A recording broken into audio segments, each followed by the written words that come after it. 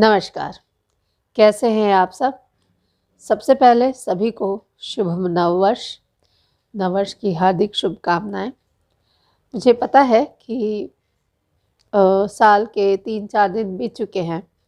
इसके बाद मैं आपको कह रही हूँ नववर्ष, तो थोड़ा अजीब लगेगा, लेकिन आपको पता है कि मेरा कोई भी काम हड़बड़ी का नहीं होता। जो करती हूँ इत्मीनान से करती हूँ, आराम से करती हूँ। और वैसे भी अभी सिर्फ 3-4 दिन बीते हैं, तो उम्मीद है कि आप सभी ने नए साल का स्वागत बड़े उत्साह के साथ किया होगा। नया साल मनाने के कई तरीके होते हैं। कुछ लोग पार्टी करते हैं, कुछ लोग घूमने निकल जाते हैं, कुछ लोग 31 दिसंबर की रात को फिल्में देखते हैं या कुछ ऐसे कार्यक्रम देखते हैं। अपना अपना तरीका होता है और होना भी चाहिए, क्योंकि यही विविधता भी है। और इन दिनों बहुत सारे मेले लगे हुए हैं, तो अगर आप मेरी बात करें तो मुझे मेले देखने का बड़ा शौक़ है। यानी ख़ास तौर से जो हस्तशिल्प मेला है। अगर आपको कभी भी लग रहा होगा कि आपको भारत को समझना है, भारत को देखना है, तो आप किसी भी हस्तशिल्प मेले में चले जाइए। ऐतिहासिक इमारतें हैं, वहाँ पे देखिए। कहने का मतलब ये कि देश की संस्कृति को समझने के लिए, देश का जो कौशल है उसको समझने के लिए इस तरह के मेले बहुत उपयोगी सिद्ध होते हैं। और अनायास ही आपको लगेगा कि ये देख के आपको अपने देश पर गर्व हो उठा है। मैं ये नहीं कहती कि दूसरे देशों में किसी प्रकार की कमी है। निश्चित रूप से हर जगह बहुत सारी विविधता है। सबका संगीत, गीत, कला, ये सब कुछ अच्छे हैं, पर इतने पर भी भाई अपना देश तो अपना ही देश होता है। तो मुझे हस्तशिल्प देखने का बहुत मन रहता है और मैं कोशिश करती हूँ कि अगर विंडो शॉपिंग के ज़रिए भी अगर मैं देख सकूँ तो मैं वो काम करती हूँ।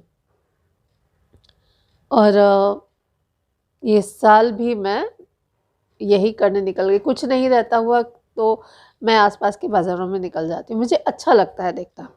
अब आप इसे विंडो शॉपिंग कीजिए कहिए या फिर कुछ और कहिए। तो मेरा नया साल तो ये बीता।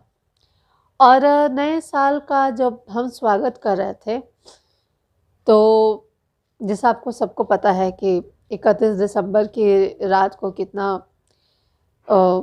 संगीत बजता है। संगीत कम कहें, शोर ज़्यादा कहें तो ज़्यादा सही होगा। तो मेरे पास किताबें थी। मैं एक उपन्यास, युगंधर जो है मेरा प्रिय उपन्यास है, जिसको मैं कई बार पढ़ चुकी हूँ, लेकिन फिर भी जितनी बार पढ़ती हूँ लगता है कि कुछ ना कुछ पढ़ना और समझना बाकी रह गया है। तो मैं उसके पन्ने पलट के रही थी और ऐसे ही 12 बजे। तो किताबें ज़िंदगी का बहुत ज़रूरी हिस्सा हैं और मैं हमेशा से कहती हूँ कि किताबें आपकी बहुत अच्छी दोस्त हैं, शरण स्थली हैं। शरण जहाँ मिलती है हमको, मार्गदर्शक हैं। अगर आपके आसपास ऐसे लोग ना हों जिनसे आप दिल की बात कह सकें, तो सबसे अच्छा तरीका है कि आप लिखने बैठ जाइए। अब ये आपकी इच्छा है कि आप लिख के उसे हटा भी सकते हैं या उसको नोट डाउन करते जाइए। तो हो सकता है कि एक समय के बाद खुद आपकी ये किताब शुरू हो जाए। और उससे भी एक अच्छा तरीका है जिसको वो भी अपना सकता है जो लिखता है या जो नहीं लिखता है, जिसे पढ़ने का शौक़ है। आज मैं आपके सामने इसी पर बात करूँगी और इसी को लेकर कुछ विचार व्यक्त करूँगी। तो रिपोर्टर दीदी 2023 की जो पहली बातचीत है वो किताबों पर केंद्रित होगी और पुस्तकालय के महत्व पर केंद्रित होगी। पुस्तकालय का जो महत्व है मेरे जीवन में बहुत रहा है और ये मेरा सौभाग्य है कि पुस्तकालय में रही हूँ, मैंने बहुत कुछ सीखा है, मैंने बहुत कुछ देखा है। क्योंकि जैसा कि मैंने आपसे पहले कहा कि कई बार होता है कि हमारे आसपास ऐसे लोग नहीं रहते हैं, या बहुत, अगर आप इंट्रोवर्ट हैं, आप अपने आप को अभिव्यक्त नहीं कर पाते हैं और आपको ऐसा कोई चाहिए जिससे आप अपनी बात कह सकें, जहाँ से आपको गाइडेंस चाहिए, जहाँ से आपको मार्गदर्शन लेना हो, तो किताबें ऐसी मित्रता निभाती हैं जो आपके सामने कोई शर्त नहीं रखती हैं, जो आपको कभी ब्लैकमेल नहीं करेंगी कि उन्होंने आपके लिए ये किया तो आपको इन्होंने ये किया। ये हमारे अंदर का दायित्व है कि हम इन्हें सहेजें, इनका प्रसार करें। और पिछले 3-4 साल से मैं जो भी कर रही हूँ, इसके नेपथ्य में यही है कि पुस्तक संस्कृति को हम किस तरह से आगे ले जाएं, नई पीढ़ी तक ले जाएं, जिससे वो अपने जीवन को एक सही दिशा दे सकें। जब हम बात किताबों की करते हैं तो पुस्तकालयों की भी बात आती है, हालांकि इस बारे में बात कम होती है। अब पुस्तकालय से मैं अपने संबंध की बात करूं तो मुझे याद है कि जब मैं अपना स्नातक कर रही थी जालान कॉलेज से, तो वहाँ लाइब्रेरी पे मधुलता मैम थी हमारी और दीपा दी थी। यकीन मानिए कि पुस्तकालयों में जो 60% 70% बच्चे जाते हैं, या पूरे जो बच्चे जाते हैं 100% बच्चे भी अगर जाते हैं, तो उसमें 70-80% मुझ जैसे भी होंगे जिनको कोई रास्ता नहीं दिख रहा होगा, जो कहीं ना कहीं अपने आसपास की परिस्थिति से भाग कर कहीं ऐसी जगह जाना चाहते हैं जहाँ पे उनको 2 मिनट के लिए सुकून मिल सके, जहाँ उनको सोचने के लिए जगह मिल सके। तो मेरी आदत थी, चूँकि जीवन में ऐसे संघर्ष रहे हैं, तो मैं काफ़ी देर तक वहाँ पे रहती थी। कई बार कार्ड जो होते थे उनको ठीक ठाक करना, स्लिप ठीक ठाक करने के लिए कोई कहता नहीं था, कोई दबाव नहीं था, लेकिन हाँ, मुझे अच्छा लगता था वो करना। और मुझे नहीं पता कि वो कनेक्शन कैसे इतना मजबूत हो गया। अब ये भी निर्भर करता है कि पुस्तकालय में बैठता कौन है, क्योंकि इसके बाद मैं जब कॉलेज में आई स्पेशल ऑनर्स के लिए, तो वहाँ पे जो लाइब्रेरियन मैडम थी, एक मेरी बीमारी भी कहिए या कुछ और कहिए, ये पिन ड्रॉप साइलेंस वाला मामला मुझसे निपटता नहीं है। तो हम पिन ड्रॉप साइलेंस वाले लोग नहीं हैं, और ऐसे में निश्चित रूप से ये नियम है, किसी भी पुस्तकालय में होना चाहिए कि होता है ये कि अनुशासन, और इतना बड़ा अनुशासन कि आप एकदम एक ऐसी शांति बना के रखिए कि एक सुई भी अगर गिरे तो आवाज़ हो। तो इस तरह की शांति की उम्मीद हमसे की जाती थी। और हम बता दें कि हम और हमारी सहेलियां अपने समय की चंडाल चौकड़ी थे, या मैं आज भी अपनी सहेलियों को बोलती हूँ, और हम लोग बहुत दुष्ट थे। तो हम यही करते थे कि हमें जब पिन ड्रॉप साइलेंस का आदेश होता था तो हम लोग खूब गीत लिखा करते थे। वो गीत मैंने भी लिखा था, बहुत बदमाशी भरा गीत है, आपको मैं नहीं बताने वाली हूँ, लेकिन वो गीत बहुत बदमाशी वाला गीत है। अगर आप सौभाग्य से हम पकड़े नहीं गए, लेकिन बाद में हम बड़े ज़ोर ज़ोर से गाते भी थे और हंसते भी थे। बहरहाल, और यहाँ से जब एमए की पढ़ाई के दौरान, कॉलेज की पढ़ाई के दौरान, जब हम आए सेठ सूरजमल जालान पुस्तकालय में, जिसके बारे में मैंने सुपसृजन नेटवर्क में एक वीडियो बनाया भी है, फिर परिषद में आया, तो ऐसी जगह पे गए जहाँ पे पुस्तकालय थे। और यकीन मानिए, जीवन के इन तमाम वर्षों में मुझे मानसिक तौर पर मजबूत बनाने में पुस्तकालय का बड़ा योगदान है, बहुत बड़ा योगदान है कि तमाम झंझावात, तमाम संघर्ष, आंतरिक, बाहरी, भावनात्मक, कई बार आर्थिक, इन सारे संघर्षों में निकल जाना या फिर उनके बीच रह के खुद को स्थापित करने का प्रयास करना, ये हो पाया पुस्तकालय के कारण। मुझे नहीं पता क्यों पुस्तकालयों को कमतर समझा जाता है या उन पर ध्यान नहीं दिया जाता, जबकि मुझे लगता है कि पुस्तकालय एक ऐसी जगह है जो किसी भी व्यक्ति का एक टर्निंग पॉइंट हो सकता है।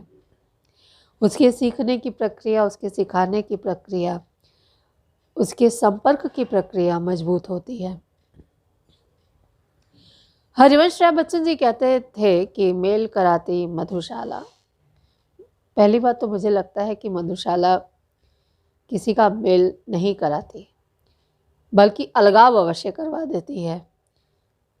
हम लोगों ने ना जाने क्यों धूम्रपान को और नशे को इतना ग्लैमराइज कर दिया है कि हमारे सामने अगर स्कूली बच्चे भी अगर धूम्रपान करते दिखाई देते हैं तो हम ये सोच के निकल जाते हैं कि ये आजकल का समय है और ये सब चलता है। नहीं चलता है। मैं अपने युवा साथियों को, जो भी आप ये वीडियो देख रहे हैं, मुझे ये पता है कि आपका निजी जीवन है और इसमें हस्तक्षेप नहीं करना है, लेकिन फिर भी मैं कहना चाहूँगी कि जो लोग ये समझते हैं कि धूम्रपान करके या शराब पी के या किसी भी तरह से आप अपने जीवन की तमाम कठिनाइयों से निजात पा सकते हैं, तो यकीन मानिए ऐसा नहीं होने वाला है। क्योंकि वो समाधान नहीं है। आप कुछ क्षण के लिए वहाँ से पलायन कर रहे हैं और नतीजा आपको कुछ नहीं मिलने वाला है। वो एक प्रकार का, वो कहते हैं कि वो पलायन भी किसी काम का नहीं, क्योंकि अंततः वो आपकी हार ही बनता है, चाहे भावनात्मक रूप से, चाहे आर्थिक रूप से, चाहे पारिवारिक रूप से। और ये ऐसा कोई ग्लैमराइज करने वाला काम भी नहीं है। इस पर आपको बहुत ज़्यादा खुश नहीं होना चाहिए। ख़ास तौर से जो लड़के हैं या जो लड़कियां भी हैं, अगर आपको लगता है कि धूम्रपान करना आपके पर्सनालिटी को बहुत अच्छा बनाता है, आप बहुत कूल डूड लगते हैं, तो ये आपकी गलतफहमी है। क्योंकि अंततः ये आपकी सेहत को नुकसान पहुंचाने वाला ही होता है। धूम्रपान, नशा किसी भी समस्या का समाधान नहीं है। लेकिन आज हम धूम्रपान, नशे पर बात नहीं कर रहे हैं। इस पर मैं बात करती रही हूँ और फिर से भी करूँगी। ये तो एक छोटी सी बात थी। हम पुस्तकालयों पर बात कर रहे हैं, तो पुस्तकालय जो मेरी नज़र में है, क्यों महत्वपूर्ण है, जिसको हमने एक तरह से बहुत हाशिए पर डाल कर रखा है और हमेशा बोलते हैं कि आजकल तो कोई पुस्तकालय जाता नहीं है। मुझे लगता है कि जो भी लोग वहाँ पे बैठे हैं, चाहे पुस्तकाध्यक्ष हो, चाहे वहाँ पे काम कर रहा छोटा व्यक्ति भी, आपको नहीं पता कि आप किसी की ज़िंदगी बदल रहे हैं। क्योंकि मधुशाला में हर कोई नहीं जाता। आज के दौर में स्कूल जाना भी किसी के लिए संभव नहीं है। हर कोई महंगी फीस उसका वहन नहीं कर पाता। क्लब और पब कोई ऐसी जगह नहीं है जहाँ से एक सकारात्मक, सृजनात्मक राह निकले। लेकिन मेरी नज़र में पुस्तकालय एकमात्र ऐसी जगह है जहाँ पे आपको सृजनात्मकता की राह दिखती है। और वो व्यक्ति जो वहाँ पे बैठा है, किताबें ले रहा है, दे रहा है, ये बता रहा है कि आपको ये पढ़ना चाहिए, ये नहीं पढ़ना चाहिए, या आप ये कर सकते हैं, वो कर सकते हैं, वो बातों बातों में ही आपको कहीं ना कहीं आपके जीवन को एक दिशा दे देता है। आप परेशान हैं, आपसे बस इतना ही पूछ ले, क्यों, कैसे हो, सब कुछ ठीक तो है? अच्छा, ये समस्या है, ये हो जाएगा, कोई बात नहीं। ये जो एक दो पंक्ति हैं, ये आपके जो मनोबल को इतना बढ़ाती हैं कि आप जीवन के संघर्ष में फिर से वापस आ जाते हैं। अगर मैं अपनी बात करूं तो पुस्तकालय मेरे लिए शरण स्थल ही नहीं है, सिर्फ शरण स्थल ही नहीं है बल्कि उससे कहीं ज़्यादा है। मेरे जीवन में पुस्तकालय का बहुत ज़्यादा महत्व है, क्योंकि मैं जब स्पेशल ऑनर्स करने जा रही थी तो हमारे श्री राम तिवारी सर थे जिन्होंने मेरा दाखिला करवाने में बहुत मदद की थी, और बाद में एमए की पढ़ाई के दौरान भी बहुत ज़्यादा मदद मिली। और चूँकि मेरा स्कूल भी मैं सेठ सूरजमल जालान पुस्तकालय की बात कर रही हूँ, मेरा स्कूल भी उसी के ऊपर था, तो बहुत ज़्यादा मदद मिलती थी। हालांकि स्कूल में पढ़ते हुए हमें लगता था कि बार बार कैसी ये जगह है, क्योंकि दिन भर तो पुस्तकालय बंद रहता था और हमारे लिए वो एक रहस्यमय दुर्ग हुआ करता था। अभी सोचती हूँ तो बड़ा मज़ा आता है सोच के। तो कहने का मतलब ये है कि जो एक कुर्सी पे वो बैठा हुआ व्यक्ति है जिसके संपर्क बहुत बड़े हैं, क्योंकि हर कोई उसके पास आ रहा है, चाहे वो बूढ़ा हो, चाहे वो बच्चा हो, चाहे वो नौजवान हो, चाहे वो अमीर हो, चाहे वो गरीब हो। पुस्तकालय एक ऐसी जगह है जहाँ पे जाति, धर्म, रंग, रूप, आयु, लैंगिक विषमता, ये जितने भी आपके जो मतभेद वाली जो दीवारें हैं वहाँ पे सब टूट जाती हैं। तो बच्चन जी की जो पंक्ति है उसमें मुझे लगता है कि मधुशाला की जगह वो पुस्तकालय लिख देते तो ये पंक्ति बहुत ज़्यादा सार्थक मुझे लगता है कि मैं ये कर सकती हूँ। 60 से 70% या कई बार 80% भी लोग जो बताते नहीं हैं, वहाँ पे वो लोग जाते हैं जो बाहर कुछ कह नहीं पाते हैं, जिनकी स्थिति ये नहीं है कि वो अपने परिवार में भी किसी से बात कर सकें, जो अपने ऑफिस में बात नहीं कर सकते हैं, जो कहीं नहीं बात कर सकते। ऐसी स्थिति में वो लोग जाते हैं। और मुझे लगता है कि जो भी पुस्तकालय में लोग काम कर रहे हैं या जो पुस्तकालय को स्थापित करने में जिनकी अग्रणी भूमिका रही है, उनको पुस्तकालयों का महत्व समझना चाहिए। आप चेंज मेकर हैं, ट्रेंड सेटर हैं, आप काउंसलिंग सेंटर हैं, और समय समय पर अलग अलग विशेषज्ञों को लाकर अलग अलग रोजगार प्रशिक्षण से, अलग अलग तरह के पाठ्यक्रमों से आप अपने पुस्तकालय को अगर प्रशिक्षण केंद्र में बना दें तो ना सिर्फ आपका जो रोजगार परक जो काम है वो बढ़ेगा, बल्कि आपकी आर्थिक आय भी बढ़ेगी और युवाओं को एक दिशा मिलेगी। आप युवाओं को भटकने से बचा सकते हैं। मैंने देखा है कि बहुत सारे लोग बहुत फ्रस्ट्रेटेड होकर काम करते हैं। उनको लगता है कि वो जो कर रहे हैं इसकी कोई वैल्यू नहीं है, उनको लोग समझ नहीं रहे हैं, उनको कोई पूछ नहीं रहा है। और दुर्भाग्य से कि किसी भी पुस्तकालय के जो अधिकारी हैं उनको वो महत्व नहीं मिलता जो मिलना चाहिए। कई लोग 2 दशकों से 3 दशकों से काम किए जा रहे हैं, लेकिन उनको वो महत्व नहीं मिल रहा था या नहीं मिल रहा है। ये बहुत दुर्भाग्य की बात है। एक एक पुस्तकालय में हज़ारों किताबें होती हैं और उन हज़ारों किताबों को संरक्षित करना, उनकी देखभाल करना, एक एक नंबर को याद रखना और एकदम एक्यूरेसी के साथ लोगों तक पहुंचाना, उनका ध्यान रखना और साथ ही में एक वातावरण को सही रखना, स्वस्थ रखना और युवाओं तक, खास तौर से युवाओं को एक परामर्शदाता के रूप में अपनी सेवाएं देना, या कई बार ऐसे देखना कि कहीं किसी का काम अटक गया है या किसी को नहीं समझ में आ रहा है तो आगे बढ़कर वो चीज़ करना, ये बहुत मुश्किल काम है। And I salute to everyone, मैं सबको प्रणाम करती हूँ जो एकदम गुमनामी से ऐसे लोग काम कर रहे हैं। तो ये सब जब हुआ तो मेरे दिमाग में ये चीज़ें बहुत दिन से थी और ये मैं आपको बता रही हूँ, ये मैंने अपने सोशल मीडिया पेज पर भी बताया है। तो ये सारी चीज़ें मैंने देखी और मैं बहुत लंबे समय से ये देख रही हूँ। तो मैं जानती हूँ कि पुस्तकालय का महत्व क्या होता है।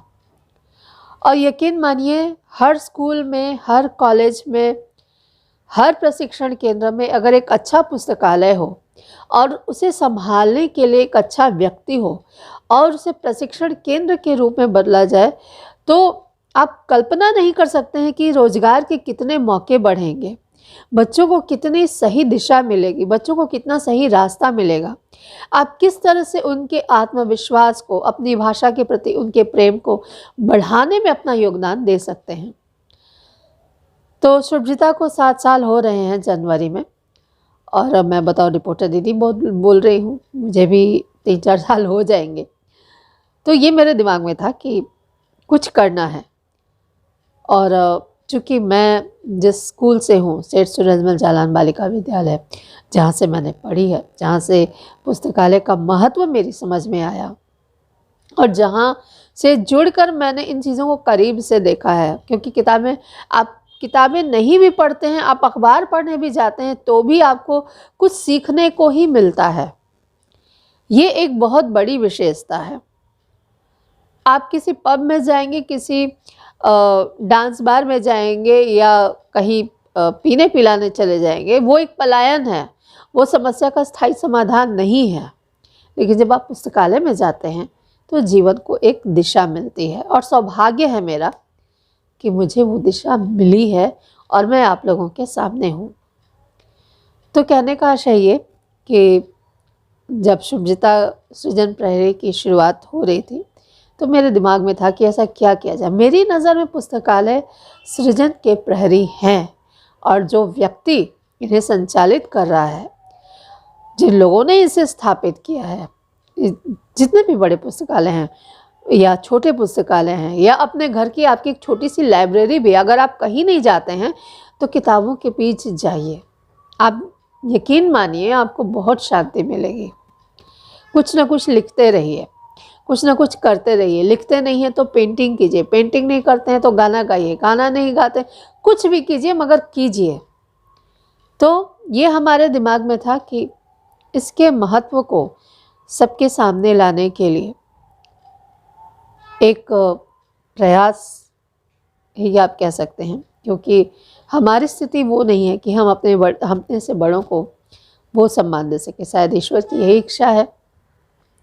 तो सेठ सूरजमल जालान पुस्तकालय के जो पुस्तकाध्यक्ष हैं श्री मोहन तिवारी जी, जिनको मैं भैया बोलती हूँ, क्योंकि मेरे जीवन में मार्गदर्शन देने का काम उन्होंने किया है, और उनके ज़रिए ही मैंने ये देखा है कि पुस्तकालय कितना महत्व रखते हैं। जहाँ पे शिक्षित, अशिक्षित, बुद्धिजीवी, युवा, छात्र, गृहिणी, छात्राएं, हर कोई आता है, हर कोई आता है, और कितनी शांति से, कितनी समझदारी से सबकी समस्या का समाधान करते हैं। हर पुस्तकालय ये काम करता है, लेकिन मैंने इनको करीब से देखा है। तो हमने ये तय किया कि श्री मोहन तिवारी जी को सृजन प्रहरी सम्मान 2023 से सम्मानित किया जाए। हालांकि सम्मानित करना खुद अपना सम्मान बढ़ाना। मैंने पहले भी कहा कि हमारी इतनी योग्यता नहीं है कि हम अपने से बड़े किसी को सम्मानित करें। ये ईश्वर की इच्छा है, माध्यम है हम।